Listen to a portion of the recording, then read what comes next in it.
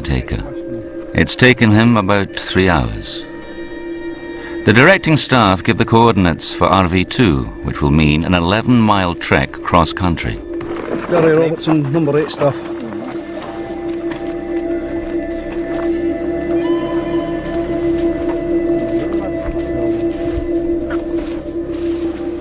It was horribly clear the long drag was beginning to take its toll.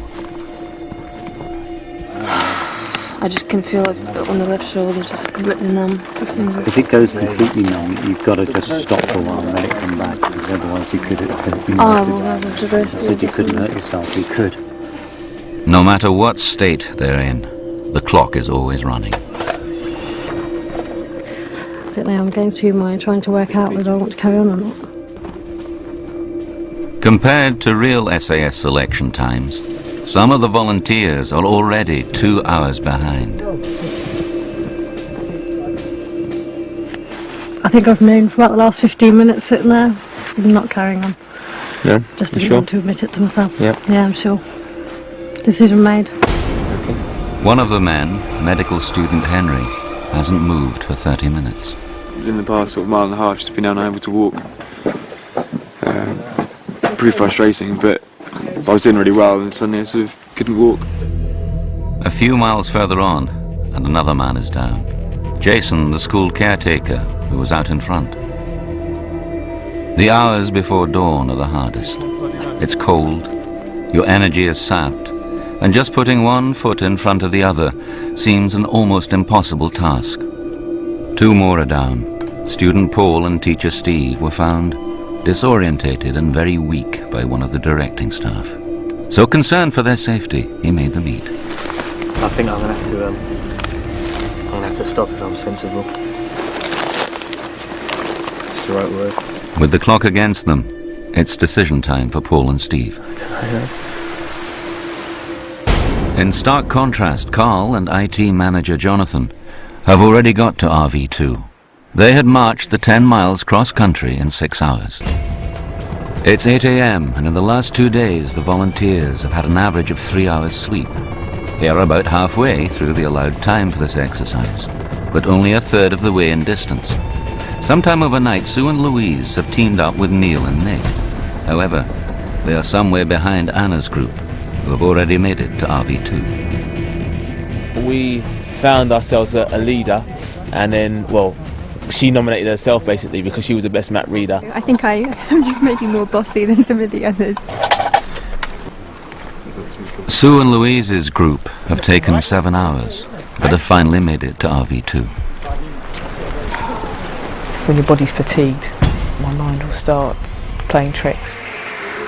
I've been hallucinating actually. Rocks have become sheep and trees, windmills.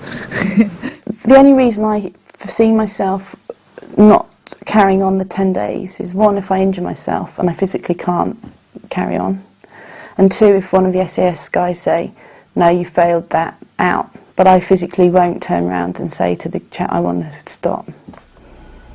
They're going to have to physically remove me off the mountain. The bottom line is you've really got to believe in yourself. You know, I can do this in spite of these bastards. I can do it. They're not going to crack me, and I want to do it, and I want to do it for whatever reason it is. These are miles behind time. You want to succeed here, you've got to get your gear together, get your shit together, and start motoring. You've got to get a move on.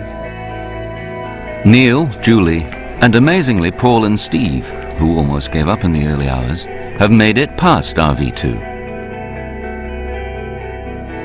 Neil, a prison officer, left the group soon after, and then headed off alone, eventually getting lost on the hills.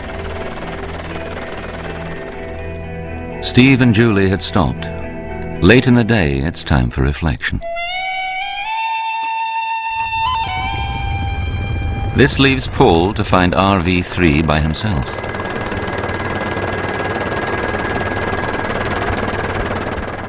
This is where everyone is heading, the elusive RV3. First in had been Carl. It had taken him an amazing 3 hours. As the rest of the front runners followed, it was clear that the back markers are some 7 hours behind. For safety, As the volunteers get to RV3, they're held, pending further instructions. 5 hours behind the leaders are Anna's group. Right, you hold it there, see that space on your right, okay? If you form up there, and then come to me one at a time. 24.5. In SAS selection, the directing staff perform spot checks on bergens in case anyone has dropped weight. Our volunteers get no less. Will you stop fanning around and get up here now? One of you, I don't care who it is.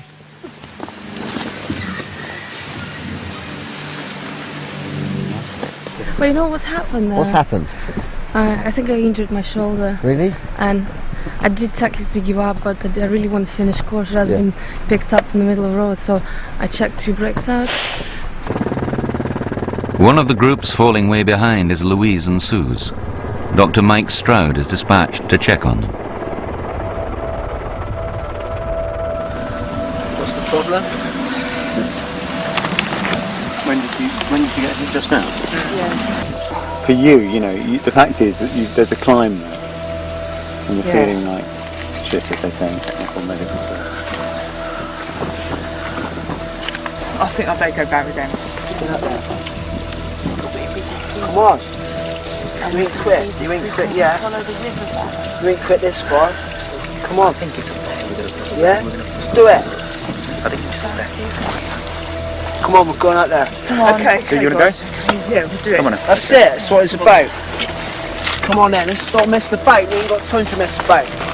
What is interesting, I think, is that perhaps for some of them, for the first time in their life, they're realising the importance of supporting each other, and that's interesting to see. We won't leave it, but we'll still want to finish it. There's a 3.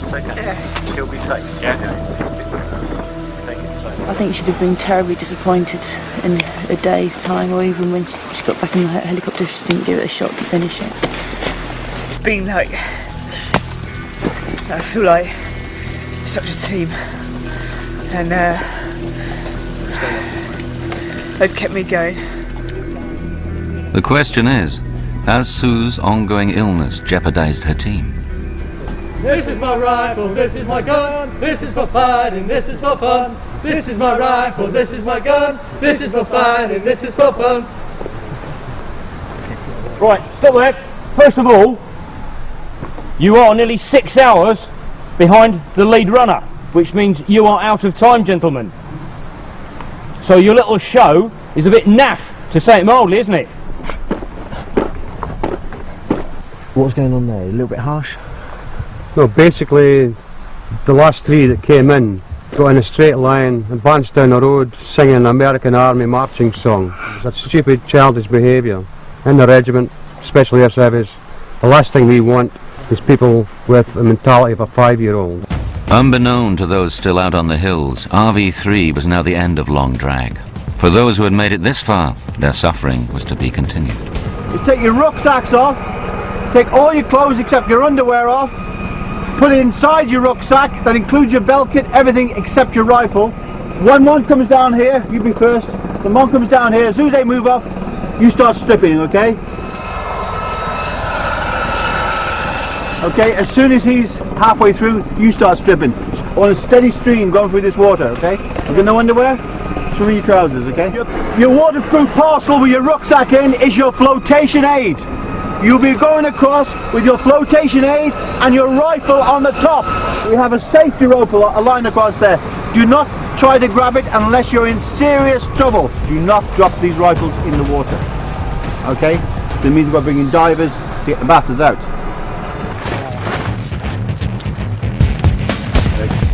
Go.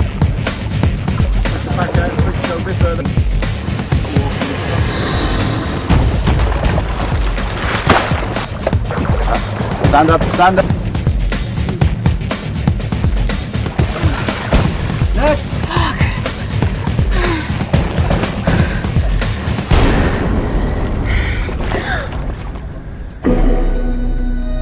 After what can only be described as a monumental 24 hours, everyone has returned to base camp. It's now time to find out who stays and who's on the truck back home. Okay, listen in. Dismissals.